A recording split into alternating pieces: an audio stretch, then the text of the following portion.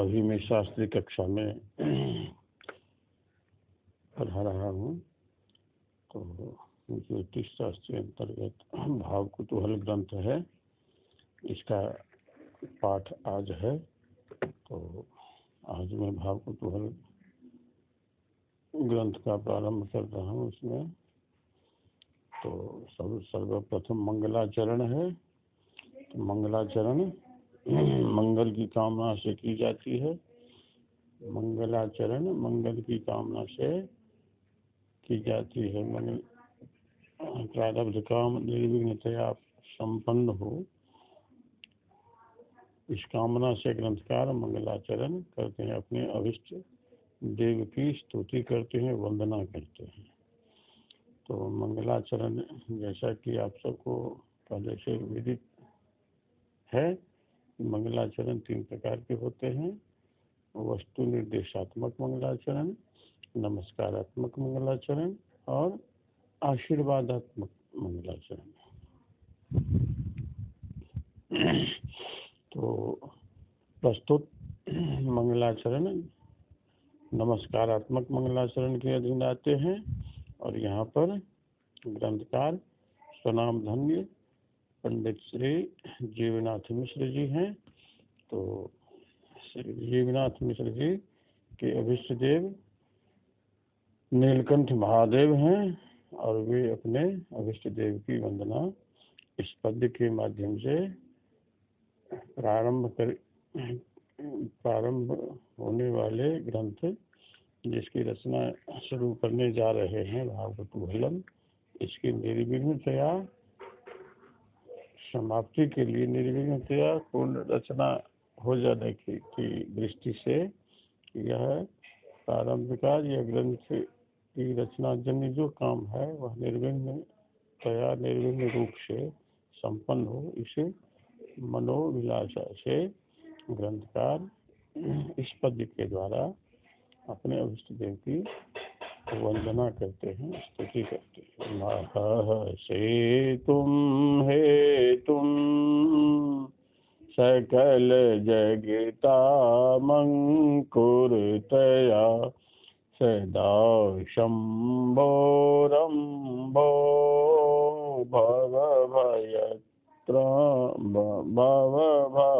भयत्राण जनकम् अहं वन्दे तस्या सुरसुरमनोमोदनिकरम् चिदानन्दं पादामलकमललावण्यमधिकम्। कहते हैं कि सकल जगताम अंकुरतया हेतुं महः सेतुं अम्भो भव भयत्राण जनकम् तस्य असुरसुर मनो मोदनिकरं चिदानंदं शंभोः पादामल कमल लावण्यम अधिकं यथा स्यात् तथा अहं वंदे। संपूर्ण जगत के उत्पत्ति के कारण स्वरूप सकल जगताम अंकुरतया हेतुम, संपूर्ण जगत के अखिल ब्रह्मांड के उत्पत्ति के कारण स्वरूप महः सेतुम, तेज पुंज, तेज के सेतु, तेज पुंज, अम्भो भव, जल से उत्पन्न होने वाले, भव भय त्राण जनकम, श्री ब्रह्मा जी को संसार बंधन जन्य भय से त्राण जनकम बचाने वाले, तस्य असुर मनो मोद निकिरम, उनके असुर दैत्य एवं दानव, दैत्य एवं देवता, असुर दैत्य एवं देवता, देवता एवं दैत्य, इन दोनों के हृदय को आह्लादित करने वाले, मनोमोद निक्रम, हृदय को मन को आह्लादित करने वाले, आनंदित करने वाले जो सच्चित चिदानंदम सत्य चित्त आनंद के स्वरूप हैं, ऐसे शंभो, ऐसे महादेव के पादा पादा पादामल कमल लावण्यम, निर्मल चरण कमल की शोभा को, अधिकम यथाशत, उनकी शोभा जिस प्रकार से बढ़े ऐसी चेष्टा करते हुए मैं उनको अहम वंदे, मैं उनकी वंदना करता हूँ, मैं उन्हें नमस्कार करता हूँ, स्तुति करता हूँ। विचार संचार चमत्कृतं जन मतम मुनीनां प्रविलोक्य सारम्, श्रीजीवनाथेन विदां हिताय प्रकाश्यते भावकुतूहलं तत्, यत् मुनीनां मतं विचार संचार चमत्कृतं तत्सारं प्रविलोक्य विराम हिताय श्रीजीवनाथेन भाव कुतूहलम प्रकाश्यते। कहते हैं कि मुनियों के मत को का विभिन्न प्रकार से विचार करते हुए जो विविध प्रकार के चमत्कार दिख पड़ते हैं, चमत्कार दिखाई देते हैं, जत मुनीनां मतम विचार संचार चमत्कृतम, सदा विचार होते होते इसमें विविध प्रकार की चमत्कृति दिखाई दे, ऐसे जो प्राचीन मुनियों के कथन का सार है, तत्सारम प्रविलोक्य देख करके, विदाम हिताय विदुषाम कल्याणाय, विद्वानों के कल्याण हेतु, श्री जीवनाथेन श्री जीवनाथ के द्वारा भाव कुतूहल नाम की ग्रंथ की रचना की जाती है। भाव कुतूहलम प्रकाशिते, भाव कुतूहल नाम के ग्रंथ की रचना की जाती है। धात्रोदितं यवन कर्कश शब्द संगा, दाधि व्यथा विदलितं परमं फलं यत्, मत कोमलामल रवामृत राशि धारा, स्नानं करोतु जगतामपि बोधहेतोः। धात्रोदितं यत परमं फलम, यवन कर्कश शब्द संकादाधिव्यथा विदलितं, तत् जगताम हेतोः मत कोमलामल रवामृत राशि धारा, स्नानं करोतु। कहते हैं कि धात्रा के द्वारा जो उदित है, कथित है, मतलब ब्रह्मा के द्वारा जो कहा गया, यत परमम फलम, जो ज्योतिष शास्त्र है, ज्योतिष शास्त्र का फलित तंत्र है, फलित स्कंध है, फलित भाग है, ऐसे फलित भाग यवन कर्कश शब्द संगादाधिव्यथा विदलितम, यवनों के कर्कश शब्द पुंजों में घुलमिल जाने से मन ही मन जो व्यथित हो रहा था, ऐसे फलित भाग, तत् ऐसे फलित भाग, जगताम हेतु संसार के कारण, मत कोमलामल रवा मृत धारा, मृत राशि धारा, स्नानम करो, ऐसे फलित शास्त्र, ऐसे ज्योतिष शास्त्र मत कोमला मल, मेरे कोमल और स्वच्छ, कोमल और अमल, कोमलामल कोमल और स्वच्छ, रवा मृत राशि धारा, शब्द रूपी अमृत राशि की धारा, मतलब बहती हुई धारा, जगत के जगताम हेतु, कल्याण हेतु, जगत के कल्याणार्थ इस धारा में स्नानं करोतु, स्नान करे। अर्थात ग्रंथकार के कहने का आशय है कि ब्रह्मा जी के द्वारा जो निर्मित ज्योतिष शास्त्र का फलित स्कंध है, यह फलित स्कंध यवनों के द्वारा व्यथित हो गया था, इस पर बहुत प्रहार हुआ था, इसको नष्ट करने की कोशिश की गई थी। यवन कर्कश शब्द संज्ञा दाधिव्यथा विदलितम, यवनों के कर्कश शब्द जाल में घुल मिल जाने से मन ही मन यह व्यथित हो रहा था, यह अपनी अवनति की ओर जा रहा था। तो ऐसा शास्त्र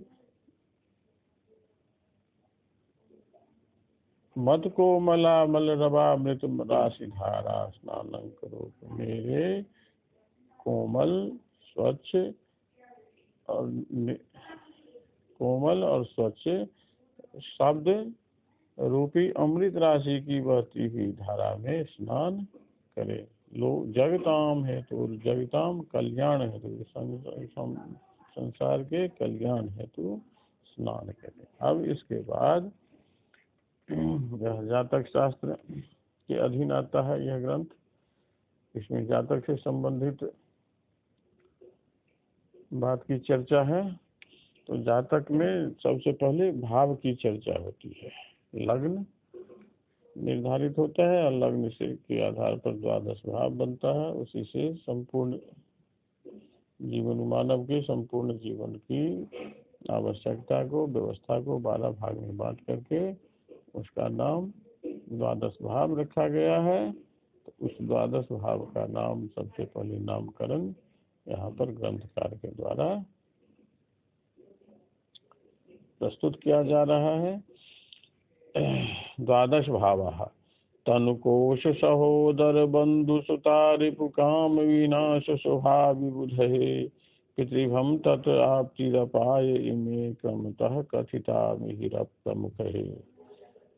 ये जो 12 भाव हैं, तो पहला भाव का नाम है तनु, प्रथम भाव का नाम तनु है, दूसरा भाव का नाम कोश, तीसरा का सहोदर, चौथा भाव बंधु, पांचवा सूत, छठा रिपु, सातवां काम, आठवां विनाश, नौवां शुभ, 10वां पितृभम, पितृभाव, 11वां आपकी भाव और 12वां अपाय। अपाय मतलब व्यय। तो इस तरह से मनुष्य के जीवन को 12 भाग में बांट करके उसकी आवश्यकता के आधार पर उसका नामकरण किया गया है। तो पहला भाव तनु है। तनु मतलब होता है शरीर। तो पहले भाव से शरीर का विचार होता है। दूसरा भाव कोश, धन, दूसरे भाव से धन का विचार होता है। मतलब तनु भाव हुआ, कोश भाव हुआ, धन भाव, इसका नाम भी वही है और इससे विचार भी, विषय भी हुआ है। सामान्य रूप से या इसमें यहाँ पर संक्षेप में दिया गया है, विस्तार से आगे दिया जाएगा अन्य ग्रंथकारों के द्वारा। इस पंडित श्री जीवनाथ मिश्र यहाँ पर संक्षेप में लेकर के चल रहे हैं। तो तृतीय भाव से सहोदर का विचार, चतुर्थ भाव से बंधु मित्र का विचार, पंचम भाव से पुत्र का विचार, षष्ठ भाव से रिपु शत्रु का विचार, सप्तम भाव से काम का विचार। यह स्त्री भाव भी कहा जाता है इसको, रिपु भाव को शत्रु भाव भी कहा जाता है, शुद्ध भाव को विद्या भाव भी कहा जाता है। इस तरह से बंधु भाव को मातृभाव, राज्य भाव, भूमि भवन, इस सब का विचार चतुर्थ भाव से होता है। सहोदर यह सहज भाव है। तो फिर 8वां विनाश, विनाश मृत्यु, आयु, आयु का विचार 8वां भाव से होता है। आयु और मृत्यु दोनों में सूक्ष्म अंतर है, अन्योन्याश्रय संबंध भी है। दोनों एक दूसरे, एक के बिना दूसरे की का अस्तित्व ही नहीं है। तो इसीलिए आयु और मृत्यु दोनों का विचार अष्टम भाव से होता है। शुभ शुभ या भाग्य भाव भी कहा जाता है। नवम भाव से भाग्य का विचार होता है। उसके बाद पितृभव, पिता का विचार दशम भाव से होता है। पिता का विचार और कर्म भाव भी है यह, कर्म का भी विचार, आजीविका का विचार दशम भाव से होता है। और एकादश भाव से आपती, आपती आय, आय का विचार एकादश भाव से, और अपाय व्यय का विचार द्वादश भाव से, 12वें भाव से किया जाता है। अब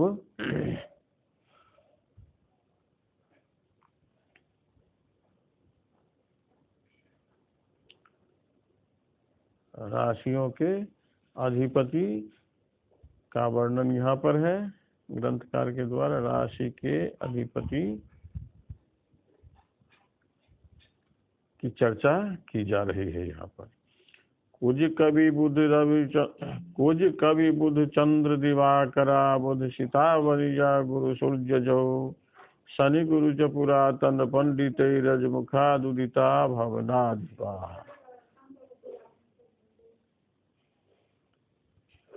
अच्छा, यहाँ पर एक पद पीछे छूटा। हाँ, हो गया आगे, ठीक है। राशिपति कुज कवि बुध चंद्र दिवाकरा, बुध सीता वनिजा गुरु सूर्य जो, शनि गुरु च पुरातन पंडित रजमुखादुदिता भवनाधिपा। कहते हैं कि कुज कवि, कुज मतलब मंगल, कवि मतलब शुक्र, बुध चंद्र दिवाकर सूर्य, बुध शीत, शीत मतलब शुक्र, वन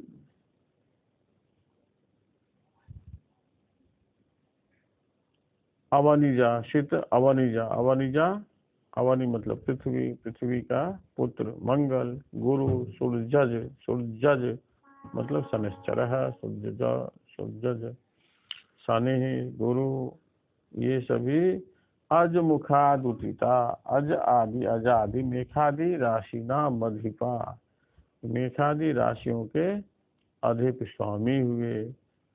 जैसे मेष का स्वामी कुज मंगल, वृष का कवि शुक्र, मिथुन का स्वामी बुध, कर्क का स्वामी चंद्रमा, सिंह का स्वामी दिवाकर मतलब सूर्य, कन्या का स्वामी बुध, तुला का स्वामी शीत, शीत मतलब शुक्र, वृश्चिक का स्वामी अवनिज मंगल, धनु का स्वामी गुरु बृहस्पति, मकर का स्वामी सूर्य मतलब शनिश्चर, कुंभ का स्वामी शनि, मीन का स्वामी गुरु बृहस्पति हुए। यही मेषादि द्वादश राशियों के अधिपति हो गए। अब मित्र सम रिपवः, ग्रहाणाम मित्र सम रिपवः अत्र कथ्यते ग्रंथकारेण।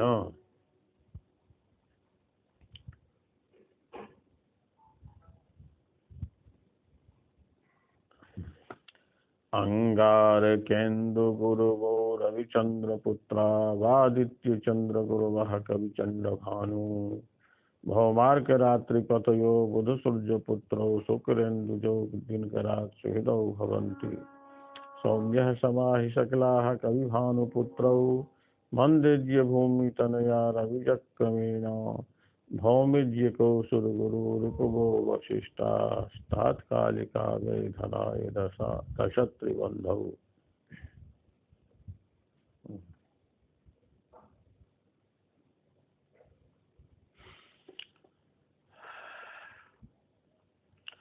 अंगार केन्दु गुरुवः रविचंद्र पुत्रौ, आदित्य चंद्र गुरुवः कविचंद्र भानु, भौमार्क रात्रिपतयः बुध सूर्य पुत्रौ, शुक्रेन्दुजौ दिनकरात् सुहृदा भवन्ति, सौम्यः सकलाः कविभानुपुत्रौ, मन्देज्य भूमितनयाः रविजः भौमेज्यकौ सुरगुरुः, क्रमेण हि समाः भवन्ति, अवशिष्टाः रिपवः भवन्ति, तथा स्थितग्रहात् व्यय धन आय दश त्रिबंधु भावस्थितग्रहाः तात्कालिक मित्राणि जायन्ते पंचखट सप्ताष्ट भाग्यिक स्थानास्थिताः ग्रहाः तात्कालिकाः शत्रवो भवन्ति। अर्थात अंगारकेन्दु गुरुवः, सूर्य ग्रह का स्वामी अंगारक, इंदु और गुरु। अंगारक मंगल, इंदु चंद्रमा और बृहस्पति। चंद्रमा मंगल बृहस्पति सूर्य के स्वामी हुए। मंगल, चंद्रमा मंगल और बृहस्पति सूर्य के मित्र हुए। अंगारकेन्दु गुरुवः, अंगारक मंगल, इंदु चंद्रमा, बृहस्पति ये सूर्य के मित्र हुए। रविचंद्र पुत्रो, रवि चंद्र पुत्र बुध ये चंद्रमा के मित्र हुए। आदित्य चंद्र गुरुवः, आदित्य सूर्य चंद्रमा और बृहस्पति मंगल के मित्र हुए। कवि चंद्र भानु, कवि शुक्र चंद्र भानु सूर्य बृहस्पति के स्वामी हो गए। कवि चंद्र भानु बृहस्पति के मित्र हुए।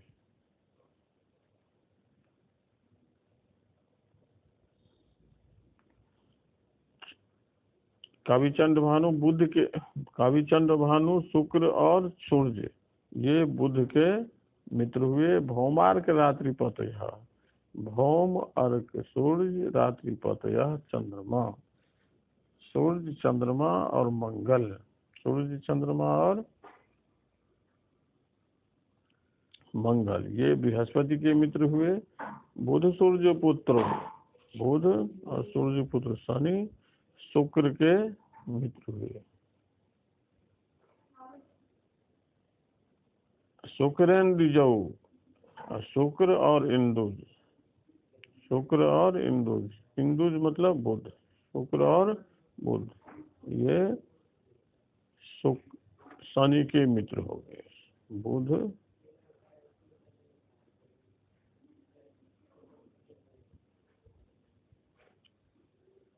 शुक्रेंद्र जो शुक्र और इंदुज बुध शनि के मित्र हो गए। इसको इस तरह से समझना है कि अंगारकेन्दु गुरुवः, सूर्य के मित्र हुए अंगारक मंगल, इंदु चंद्रमा और बृहस्पति। चंद्रमा के मित्र हुए रवि और बुध। मंगल के मित्र सूर्य चंद्रमा बृहस्पति। बुध के मित्र कवि चंद्र भानु, कवि मतलब शुक्र चंद्र भानु सूर्य बुध के मित्र हो गए। बृहस्पति के मित्र भौमार्क रात्रिपतय, भौम मंगल अर्क सूर्य और रात्रिपति चंद्रमा मतलब सूर्य चंद्रमा और मंगल बृहस्पति के मित्र हो गए। बुध सूर्य पुत्रो, शुक्र के मित्र बुध और शनि हुए। शनि के मित्र शुक्रेंदुजौ, शुक्र और इंदुज बुध हो गए शनि के मित्र। इस तरह से सूर्यादि ग्रहों के नैसर्गिक मित्र का ज्ञान हो गया इस पद्य के माध्यम से। अब हम आगे बढ़ रहे हैं।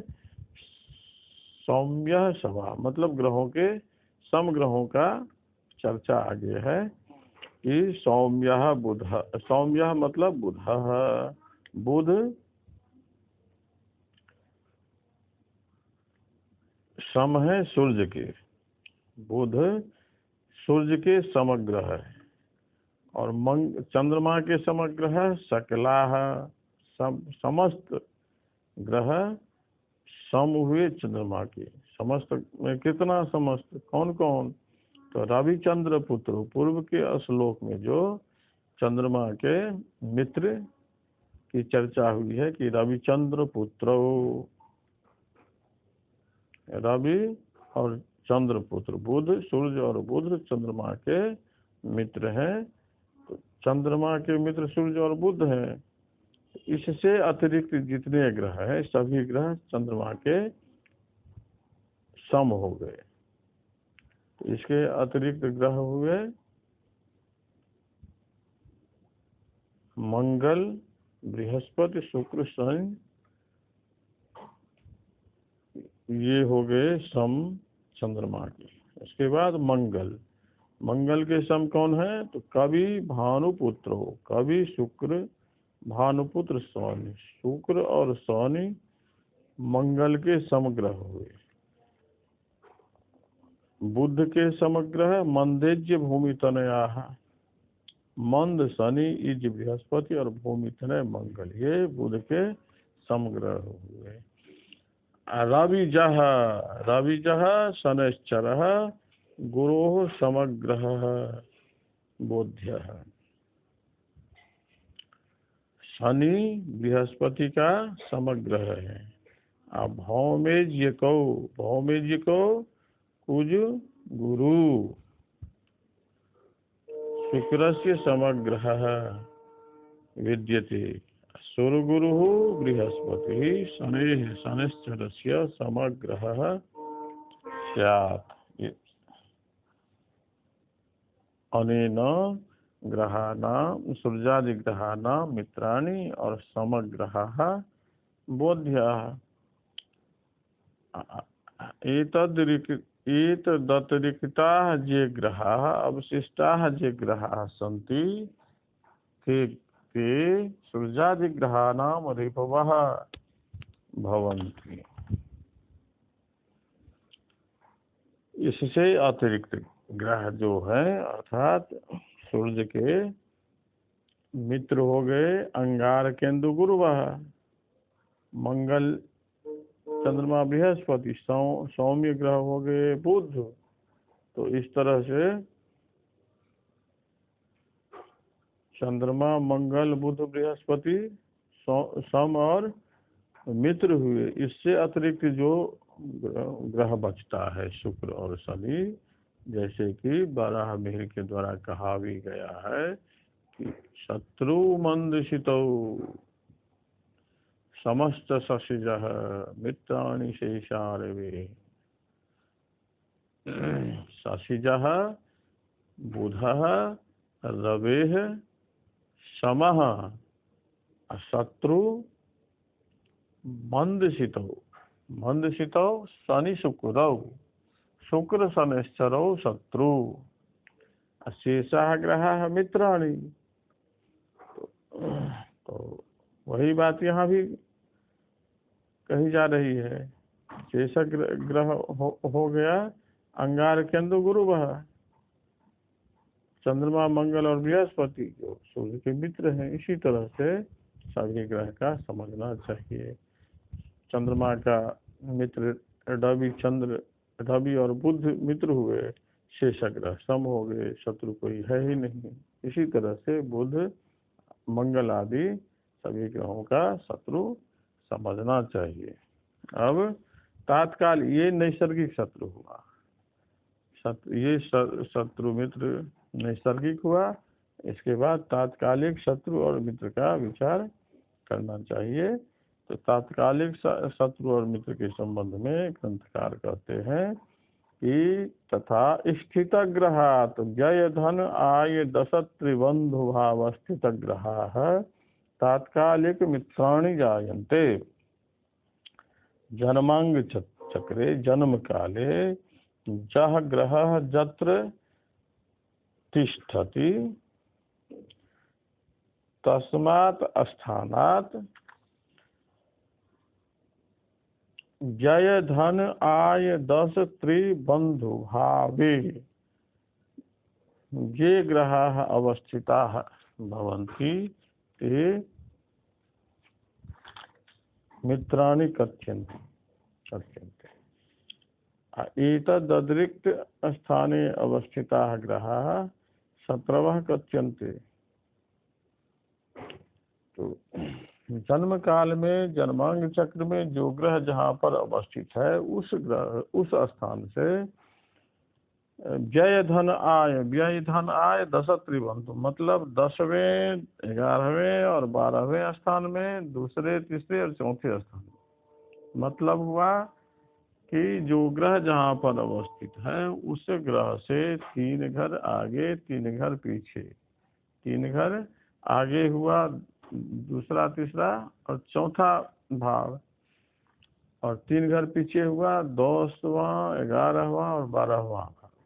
दशम, एकादश, द्वादश भाव, द्वितीय, तृतीय, चतुर्थ भाव। इन भाव में अवस्थित ग्रह तात्कालिक मित्र होते हैं। और जो ग्रह जहाँ पर अवस्थित है उसके साथ जो ग्रह रहेगा तो, और उसके बाद पंचम, षष्ठ, सप्तम, अष्टम एवं नवम भाव में अवस्थित ग्रह तात्कालिक शत्रु कहलाते हैं। इस तरह से इस पाठ में द्वादश भाव की संज्ञा, राशियों का अधिपति और ग्रहों के मित्र, सम और शत्रु की चर्चा की गई ग्रंथकार के द्वारा। और इस चर्चा के साथ यह पाठ यहाँ पर समाप्त हो रहा है। जहाँ कहीं कोई किसी को शंका हो तो वह व्हाट्सएप के माध्यम से इस शंका को उपस्थित करेंगे और मैं उसका समाधान कर दूंगा। इसके साथ डिस्क्रिप्शन भी देख लेंगे।